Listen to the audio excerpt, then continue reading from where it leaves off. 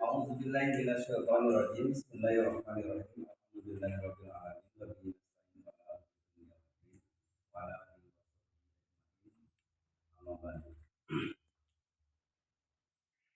Bapak Ibu yang kami hormati, pertama-tama marilah kita panjatkan puji dan syukur kehadirat Allah Subhanahu wa taala yang mana alhamdulillah hari ini kita bisa berkumpul di sini. Mudah-mudahan dari kita di sini ada dalam rahmat Allah Subhanahu wa taala. Tidak lupa salawat dan salam kita juga limpahkan kepada junjungan alam yakni Nabi Muhammad SAW, kepada keluarganya, kepada para sahabatnya, juga kepada semua umatnya sampai akhir zaman. Ini Bapak, Ibu, Dewan Guru yang kami hormati, pertama-tama kami ucapkan terima kasih telah meluangkan waktunya untuk bisa berkumpul di sini. Ada lain tujuannya yaitu untuk menyimak atau sharing atau diskusi ya, sekaligus support kepada rekan guru kita yang mendapatkan tugas yaitu tugas modul 1.4 ya, 1.4 ya. Mudah-mudahan nanti akan dipaparkan oleh Bu Ani, rekan kita akan memaparkan beberapa ilmu yang telah didapat untuk kita semua. Untuk itu mari kita bersama-sama menyimak apa yang akan disampaikan oleh rekan kita Bu Ani. Selanjutnya silakan Bu Ani untuk memaparkan dan kita semua bersama-sama. Terima kasih. Assalamualaikum warahmatullahi wabarakatuh. Terima kasih kepada Pak yang sudah memberikan waktu kepada saya, dan juga terima kasih kepada Ibu Bapak Guru yang telah bersedia hadir di tempat ini. Assalamualaikum warahmatullahi wabarakatuh. Pada kesempatan kali ini saya diberi untuk memenuhi tugas modul 1.4 yaitu tentang budaya positif. Tentang budaya positif dan di sekolah atau di kelas. Jadi kita itu sebagai sekarang sebagai guru sudah menanamkan budaya positif kita di sekolah. Sebagaimana yang telah saya dapatkan dari pembelajaran kemarin dari modul 1.4 yaitu desiminasi tentang budaya positif yang mana budaya positif tersebut yaitu konsep inti budaya positif ada beberapa, yaitu satu, perubahan paradigma belajar, yang kedua disiplin positif, dan yang ketiga nilai-nilai kebijakan, dan empat, kebutuhan dasar manusia, dan kelima, motivasi perilaku manusia, 6, posisi kontrol guru, yang ketujuh, keyakinan kelas, dan yang kedelapan, segitiga restitusi. Di sini ada beberapa yang akan dipaparkan. Ada pelajaran dengan paradigma baru. Pelajaran dengan paradigma baru merupakan pembelajaran yang direncanakan berdasarkan prinsip pembelajaran diferensiasi, sehingga para peserta didik belajar sesuai kebutuhannya berdasarkan tahapan perkembangan sesuai teori psikologi modern untuk mewujudkan profil belajar Pancasila. Pembelajaran dengan paradigma baru merupakan pembelajaran yang direncanakan berdasarkan prinsip pembelajaran.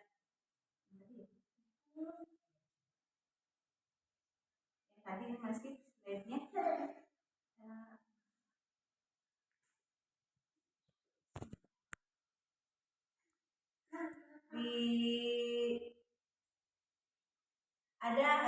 Sementara sebelum kita kita mempelajari ke budaya positif, kadang kita sebagai guru suka berpikir atau miskonsepsi tentang teori kontrol. Tidak ada di situ. Ini ada miskonsepsi kontrol tentang teori teori kontrol, seperti ilusi guru mengontrol murid, atau yang kedua ilusi bahwa penguatan positif efektif dan bermanfaat. Dan selanjutnya ilusi bahwa kritik dan membuat rasa bersalah mampu menguatkan karakter. Yang selanjutnya ilusi bahwa orang dewasa berhak memaksa. Itu yang sebelumnya selalu kita terapkan di sekolah. Nah, setelah kita memahami tentang budaya positif di sekolah, ternyata semuanya itu tidak efektif untuk diberikan di sekolah, yaitu karena murid itu sekarang sudah diberikan kemerdekaan untuk belajar. Di antaranya yaitu mengubah paradigma stimulus respon ke pendekatan teori kontrol. Seperti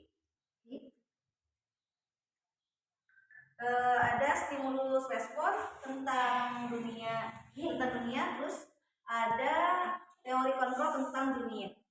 Stimulus respon lawan atau teori kontrol pandangan tentang dunia. Nah, ini kalau dijabarkan terlalu banyak ya, nanti kita dilewat saja. Ada contoh dari disiplin positif aja di sekolah, seperti disiplin positif berasal dari kata disiplin, yang artinya belajar. Disiplin mengacu kepada disiplin dari yang memiliki tanggung jawab terhadap apa yang dilakukannya berdasarkan nilai-nilai yang diyakini. Itu diantaranya. Yang selanjutnya disiplin positif merupakan salah satu cara menerapkan disiplin yang bertujuan untuk menumbuhkan kesadaran serta memberdayakan peserta didik tanpa imbalan, penghargaan atau reward, ancaman atau hukuman. Jadi biasanya kita selalu menggunakan di sekolah itu dengan cara-cara memberikan imbalan. Seperti siapa yang mengerjakan tugas, nanti ibu kasih hadiah, atau misalkan siapa yang tidak mengerjakan tugas, nanti ibu kena hukum. Seperti itu. Nah, sementara di disiplin positif tersebut semuanya itu tidak memberikan efek jerak pada atau pembelajaran yang baik buat murid kita. Nah, selanjutnya sebagai pendidik tujuan kita adalah menciptakan peserta didik yang memiliki disiplin diri sehingga mereka berperilaku mengacu kepada nilai-nilai kebijakan universal dan memiliki motivasi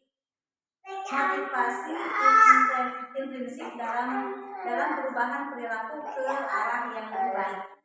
Itu selanjutnya ada nilai-nilai kebijakan. Nilai-nilai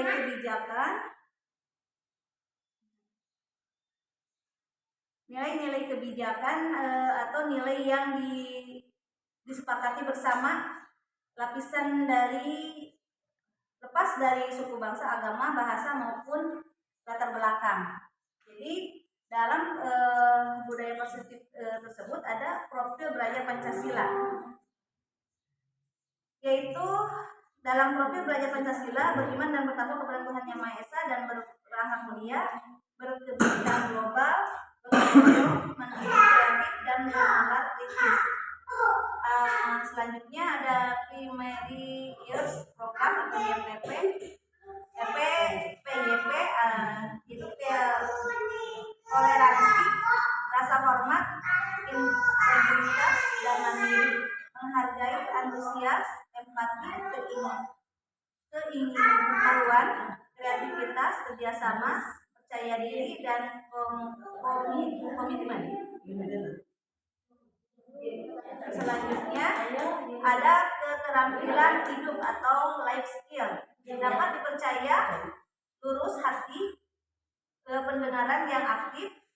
merendahkan orang lain dan memberikan yang terbaik dari diri. Selanjutnya, kebutuhan dasar manusia. Jadi di dalam kehidupan itu ada beberapa yang harus diperhatikan, itu kebutuhan dasar manusia.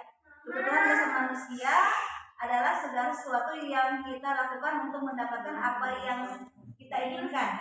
Seluruh tindakan yang kita lakukan memiliki tujuan tertentu, dan semua usaha terbaik yang kita lakukan adalah dalam rangka agar kebutuhan dasar kita terpenuhi dengan baik. Ada 5 kebutuhan dasar manusia, yaitu bertahan hidup. Yang kedua, kasih sayang dan rasa diterima. Ketiga, penguasaan. Keempat, kebebasan. Dan kelima, kesenangan. Dimana untuk bertahan hidup seperti makan, pakaian, tempat tinggal, keamanan, kesehatan. Sementara yang kasih sayang dan rasa ingin diterima seperti rasa ingin diterima, dipedulikan, berbagi, bekerjasama, menjadi bagian dari kelompok, itu kasih sayang yang dan merasa diterima. Sementara untuk penguasaan, harga diri, keinginan untuk dianggap memimpin, berprestasi, diakui, didengar. Untuk kebebasan, mandiri, memiliki pilihan, mencoba hal baru, mampu mengendalikan arah dirinya. Sementara untuk kesenangan, bermain, humor, antusias, tertawa. Selanjutnya, ada motivasi perilaku manusia. Ada motivasi intrinsik dan ada motivasi ekstrinsik.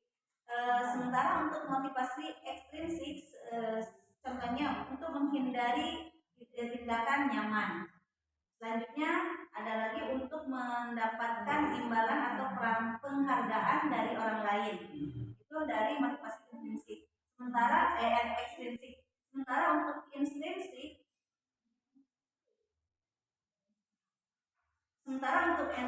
motivasi intrinsik yaitu untuk menjadi orang yang mereka inginkan dan menghargai diri sendiri dengan nilai-nilai yang mereka percaya.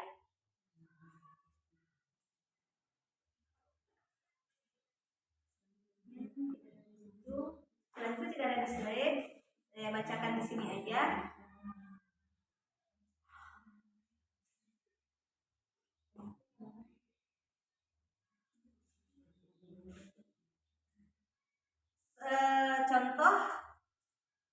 Contohnya hukuman, konsekuensi dan restitusi. Itu ada perbedaannya. Kalau hukuman tidak terencana, tiba-tiba, terus murid tidak tahu apa yang akan terjadi, tidak dilibatkan. Terus selanjutnya bersifat satu arah, kemudian berupa hukuman fisik atau psikis. Jadi kebanyakan kalau di sekolah itu menggunakan hukuman dulu ya.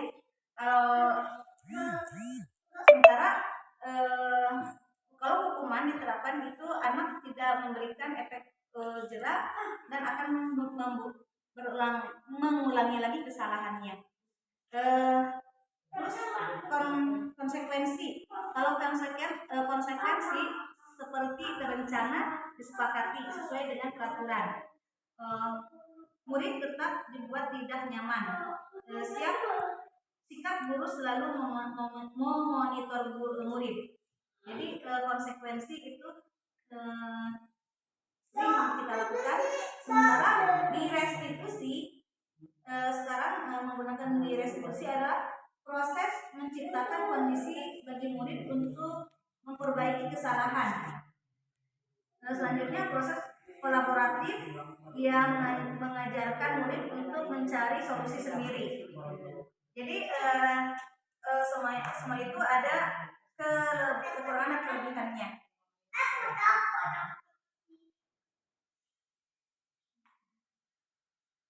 Selanjutnya 5 posisi kontrol guru. 5 posisi kontrol guru, yaitu satu penghukum, yang kedua pembuat merasa bersalah, yang ketiga sebagai teman, yang keempat sebagai pemantau, dan yang kelima sebagai manajer. Sementara untuk contoh penerapan 5 posisi kontrol guru, kasusnya misalkan siswa tidak memakai atribut lengkap saat upacara bendera. Kalau hukuman, jadi si siswa itu dihukum hormat pada bendera selama 1 jam, itu hukuman. Sementara untuk pembuat merasa bersalah, beberapa kali jadi ada kalimat yang diucapkan seperti ibu sudah berapa kali ibu harus memberitahu kamu selalu saja mengecewakan ibu. Nah seperti itu kalau membuat merasa bersalah, jadi sehingga murid itu sangat merasa bersalah ketika melakukan kesalahan. Selanjutnya ada sebagai teman. Kalau sebagai teman, kasusnya siswa tidak memakai atribut, masih sama lengkap untuk mengucap upacara bendera. Ini kalimat yang diucapkan kalau kita sebagai teman kepada murid, ayo dong ikuti aturan sekolah, tolong bantu ibu atau bapak ya sekali ini aja. Ya sudah, tidak apa-apa lain kali jangan sampai berbuat seperti ini lagi ya. Nah, kalimat yang diucapkan guru kalau posisi kita sebagai teman. Sementara kalau sebagai pemantau, jadi kalau posisi kita guru sebagai pemantau, kalimat yang biasa diucapkan yaitu kamu sudah melanggar peraturan sekolah, kamu tahu konsekuensinya. Setelah upacara kamu beli atribut ya ke koperasi dan jangan diulangi lagi. Nah itu sebagai kalimat sebagai pemantau. Jadi guru sebagai pemantau. Sementara kalau sebagai manajer, kalau kita guru posisinya sebagai manajer itu biasanya lebih bijaksana lagi. Jadi apa yang akan diucapkannya seperti ini. Apakah kamu tahu kesalahan kamu? Kira-kira bagaimana kamu memperbaiki kesalahanmu? Itu yang biasa, yang seharusnya guru yang mempunyai posisi sebagai manajer, kalimat yang akan diucapkan seperti itu. Selanjutnya posisi kontrol, apakah aku? Nah, jadi kalau di dalam posisi kontrol seperti apakah aku, yaitu kalimatnya saya kecewa sekali dengan kamu, seperti itu kalimat yang akan diucapkannya. Selanjutnya posisi kontrol apakah aku? Selanjutnya ada kamu tidak pernah benar melakukannya. Nah seperti itu. Ada lagi posisi kontrol apa lagi? Apa rencanamu untuk menyelesaikan masalah ini? Nah jadi ada beberapa contoh kalimat posisi kontrol untuk guru. Posisi kontrol apakah aku? Ayolah lakukan demi bapak atau ibu ya.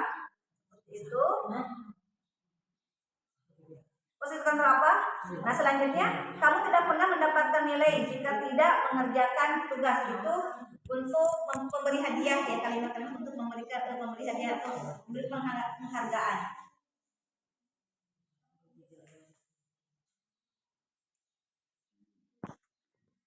Di sini ada keyakinan. Jadi sebelum kita melakukan kemarin kan kita masuk baru ya, pelajaran baru. Seharusnya di kelas itu membuat keyakinan kelas yang disepakati oleh guru oleh murid-murid sendiri, yang mana dikerjakan itu dengan bersama-sama gitu ya, guru dengan murid bersama-sama. Yaitu namanya mengapa keyakinan kelas? Mengapa keyakinan kelas? Mengapa bukan peraturan? Kalau keyakinan kelas itu biasanya dibuat bersama-sama murid dan disepakati dengan murid. Jadi kalimatnya itu keluar dari muridnya sendiri gitu. Seperti tidak boleh makan saat belajar gitu, seperti itu. Kalau peraturan kelas itu sudah ada gitu, sudah dibuat sebelumnya gitu. Jadi itulah perbedaannya. Seperti itu. Selanjutnya pembentukan keyakinan kelas, yaitu bersifat abstrak berupa pertanyaan universal, jadi menyeluruh ya, terus dibuat dalam pernyataan positif, terus Terus sedikit saja agar mudah diingat, terus sesuai dengan kondisi kelas dan sekolah sehingga mudah diterapkan. Semua warga sekolah atau warga kelas dilibatkan saat membuat keyakinan kelas. Itu tadi seperti yang sudah dijelaskan. Suatu proses dialog yang dijalankan oleh guru agar dapat menghasilkan murid yang mandiri dan bertanggung jawab. Ada segitiga restitusi. Ya di situ ya kan segitiga restitusinya. Selanjutnya, nah ini menstabilkan identitas. Di menstabilkan identitas itu berdasarkan prinsip membuat kesalahan adalah bagian dari proses pembelajaran. Jadi ketika murid berbuat salah itu biasanya ya wajar karena namanya juga manusia ya, selalu akan pasti akan pernah melakukan kesalahan gitu ya. Ada seperti berbuat salah itu wajar. Contoh kalimatnya ya. Tidak ada masalah yang sempurna. Selanjutnya Ibu Bapak juga pernah melakukan hal itu. Ini kalimat-kalimat yang biasa diucapkan ya untuk menstabilkan identitas. Terus Bapak Ibu tidak mau mencari siapa yang salah, tetapi Ibu Bapak ingin mencari solusi dari masalah ini. Nah, kamu berhak merasa begitu. Itu kalimat-kalimat yang biasa diucapkan untuk segitiga restitusi. Validasi tindakan yang salah. Nah, untuk memvalidasi tindakan yang salah berdasarkan prinsip setiap perilaku berupaya memahami setiap suatu kebutuhan tertentu. Yaitu contoh-contoh kalimat yang biasa diucapkan, kamu pasti punya alasan mengapa melakukan hal itu.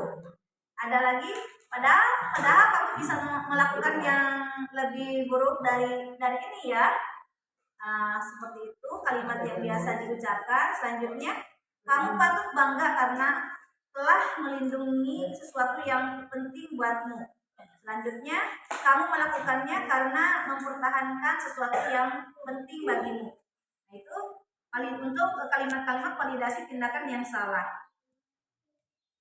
Terus selanjutnya untuk menanyakan keyakinan. Nah, untuk menanyakan keyakinan berdasarkan prinsip teori kontrol bahwa pada dasarnya kita termotivasi secara intrinsik. Ada kalimat-kalimat yang biasa digunakan untuk mencari atau menanyakan keyakinan seperti apa keyakinan kelas kita. Jadi tadi ditanyakan lagi keyakinan kelas yang sudah ketika murid melakukan kesalahan, tanyakan lagi keyakinan kelas, kenapa kamu melanggar itu, kenapa kan sudah dibuat keyakinan kelas, apakah kamu lupa atau apa yang kita sepakati kemarin dalam keyakinan kelas. Akhirnya anak itu bisa mengucapkan lagi keyakinan kelasnya.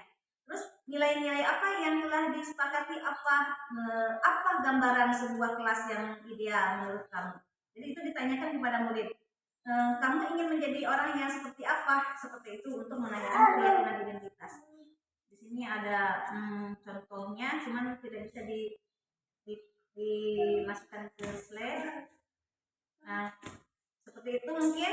Nah, untuk terakhir, dalam penerapan disiplin positif, hendaknya guru memiliki standar kepribadian profesional dan sosial yang baik, di mana guru mampu merefleksi dirinya dalam posisi kontrol saat ini. Bagaimana perjalanan dirinya sebagai among ya atau manajer yang menurut murid-muridnya menjadi insan yang mandiri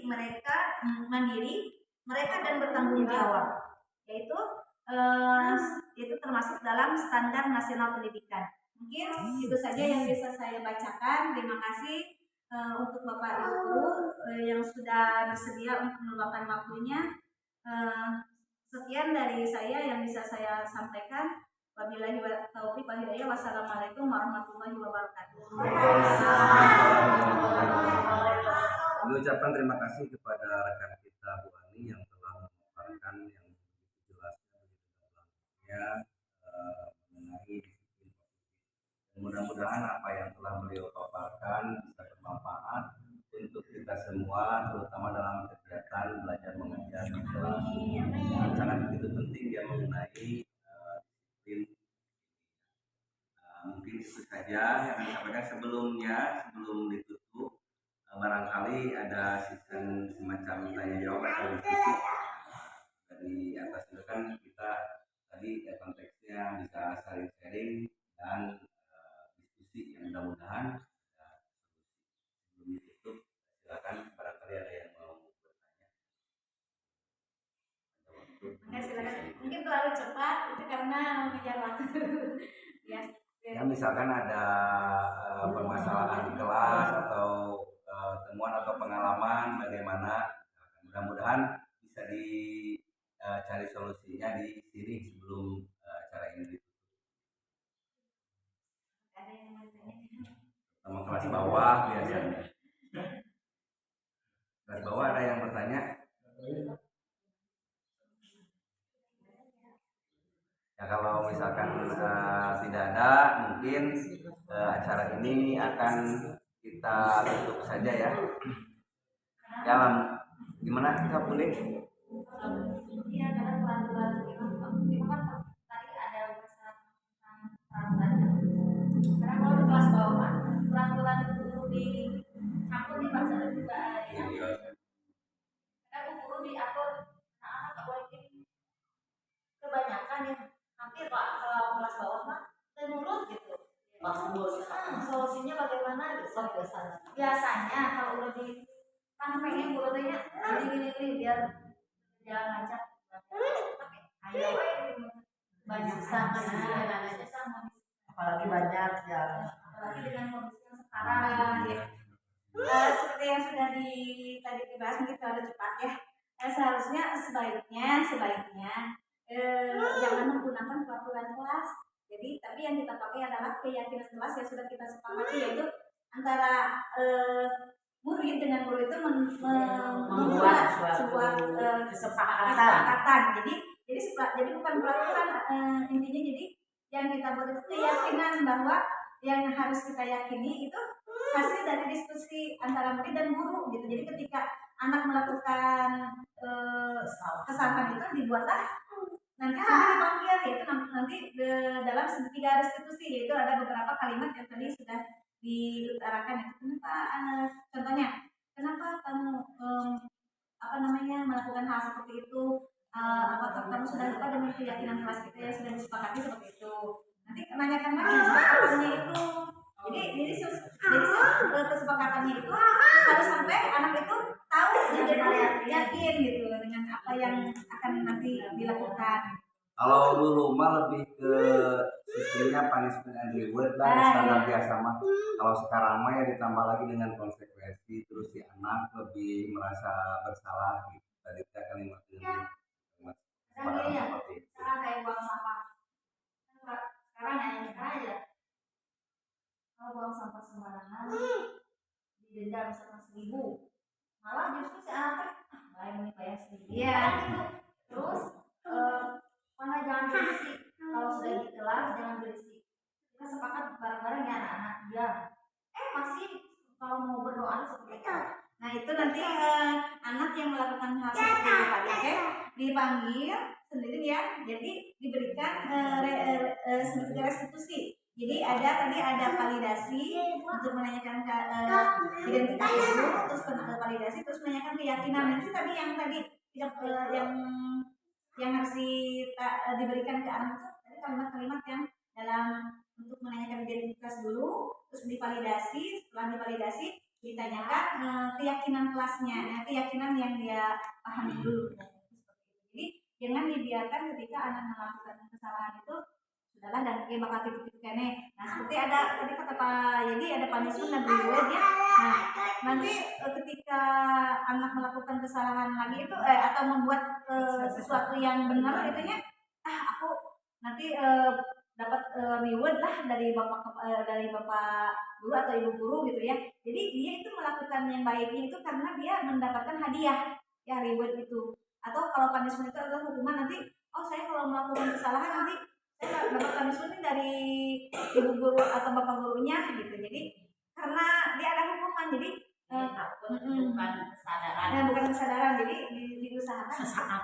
untuk kesadaran itu, kalau keyakinan keras itu menyadari bahwa hal yang dilakukannya itu benar-benar jadi dia itu jadi lebih mandiri gitu si muridnya itu gitu. Emang kalau belum dilaksanakan memang susah ya, masih belum. Susah gimana ya kalau kelas pertama kayak tadi ya, misal nggak mengerjakan PR. Emang sih kalau dalam peraturan, kalau keyakinan tadi, kalau kesepakatan emang iya, kalau tidak mengerjakan PR berarti ada hukumannya. Misalkan berdiri di depan kelas, di depan anak-anak, tapi guru teh gini ya, seharusnya sih dibedakan ke orang tua karena Ada masalah nangis gitu. Makanya kan tadi itu kalau keyakinan kelas itu, jadi jangan dicari solusi bagaimana dia bisa mengerjakan PR-nya, apakah ditungguin gitu ya, misalkan diulang lagi gimana. Iya, jadi misalkan anak itu tidak mengerjakan PR, bukan dihukum tapi diberikan solusinya. Jadi kalau di keyakinan kelas itu dicarikan solusi biar dia itu bisa mengerjakan PR. Misalkan sampai dia harus minta maaf, misalkan ibu minta maaf, bagaimana ya solusinya biar PR-nya itu bisa diselesaikan. Nah nanti dia yang mencari solusi, bu bagaimana nanti kalau PR-nya saya kerjakan setelah jam istirahat aja, boleh nanti dikerjakan, jadi dia dikerjakan gitu. Kalau keyakinan kelas, jadi bukan bentuknya punishment, bukan gitu. Walaupun tidak mengerjakan di rumah kan PR itu kerjaan rumah, ya, tapi di kelas juga. Ya, yang penting dia mendapatkan solusi untuk mengerjakan PR-nya itu gitu. Akhirnya dia mengerjakan gitu, sampai dia mengerjakan. Yang penting mah disiplin positif tetap diterapkan, tapi kembali lagi kita itu harus tidak terlepas dengan kebijakan kita gitu. Itu Tetap penting saja gitu ya gitu. Ya. Itu jadi Jangankan kelas rendah, kelas atas sudah stres. Kalau anak itu dikasih PR nggak mengerjakan, ya kita masa kalau dihukum kan udah tadi ya. Tadi kan kita tidak boleh menghukum, misalkan kalau dihukum dikasih nulis serba salahnya gitu. Udah aja, mau dikerjakan di sini boleh, tapi kerjakan dulu ya gitu. Dicarikan solusi. Jangan kelas rendah, kelas atas tuh. Iya, pasti. Kita mah sebagai guru kembali lagi kebijaksana. Yang tadi itu akan disiplin positif. Iya, disiplin. Ya positif Pak. Ya kan ini kalau anak kesiangan, udah sepakat anak-anak ya, yakin kalau kesiangan nanti berdiri 1 jam pelajaran tidak ikut, udah diberdirikan, anak nanti nggak ikut belajar. Itu kan itu bijaksana lagi. Kan tidak terlepas dengan kebijakan. Iya, terlepas kita bijaksana, udah aja nanti setelah ini kalian nulis ini, gitu kan. Jadi carikan solusi. Dan solusinya apalah kalau anak kesiangan dinasihati, ya kan kita udah sepakat nih. Kalau kesiangan kamu harus berdiri 1 jam, tapi karena kalian ketinggalan pelajaran, mungkin nanti aja kalian tulis ini. Orang lain istirahat, kalian harus menuliskan gitu. Jadi dicarikan solusi. Ideal harus, tapi idealis. Iya, idealis jangan terlalu lah. Soalnya ayah nama ya terbentur. Iya, terbentur. Iya.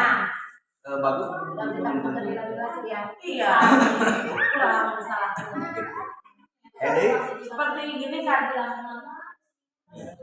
Nah, misalkan gini ya, karena kita membuat kesepakatan ya, di kelas jangan makan sambil belajar. Tapi tiba-tiba ada seorang anak begini kan, kenapa saya belum makan udah dari tadi? Kita kan bijaksana, beli dulu makanan, silakan makan di sini.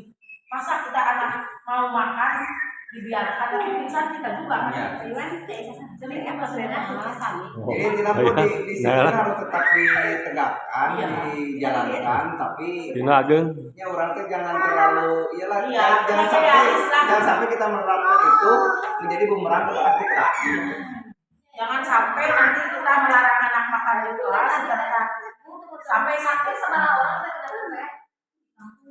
Iya.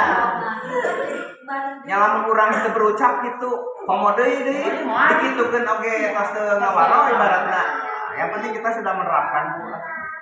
Selebihnya kita sebagai guru ya menerapkan kebijakan. Ya mungkin itu ada lagi yang lain. Kalau tidak ada, mungkin boleh ada lagi. Yang merupakan ada ya. Ibu dan Bapak guru yang kami hormati, rekan-rekan semuanya, karena tidak ada lagi ya, acara ini kita sudahi saja. Dan untuk sebelumnya sekali lagi kami ucapkan terima kasih kepada rekan-rekan semuanya yang telah menyimak dengan baik ya apa yang telah tadi dipaparkan. Mudah-mudahan sekali lagi bermanfaat untuk kita semua. Sebelumnya supaya berkah kita tutup saja dengan alhamdulillah. Terima kasih. Assalamualaikum.